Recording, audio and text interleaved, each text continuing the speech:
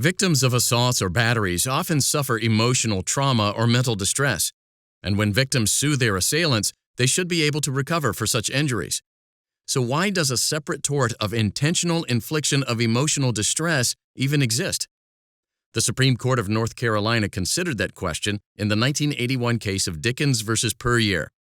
Earl and Ann Puryear discovered that 31-year-old John Dickens had shared alcohol and drugs with their 17-year-old daughter and had sex with her.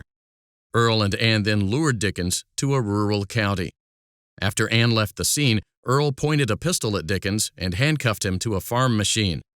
Then Earl and 4 accomplices beat Dickens with nightsticks, cut his hair while threatening to castrate him with the same knife, and then discussed in front of Dickens whether to kill him or castrate him. After about 2 hours, they released Dickens, warning him to go straight home, disable his telephone, pack his clothes, and leave the state immediately. Earl promised Dickens that he would be killed if he didn't. Just shy of 3 years later, Dickens sued the Puryears in state court for intentional infliction of emotional distress. The Puryears argued that Dickens's claim was actually for assault and battery, and that North Carolina's 1-year statute of limitations for assault and battery actions had run. Even though the statute of limitations on intentional infliction of emotional distress claims was 3 years, the trial court granted the Puryears summary judgment, and the Court of Appeals affirmed. Dickens appealed to the Supreme Court of North Carolina.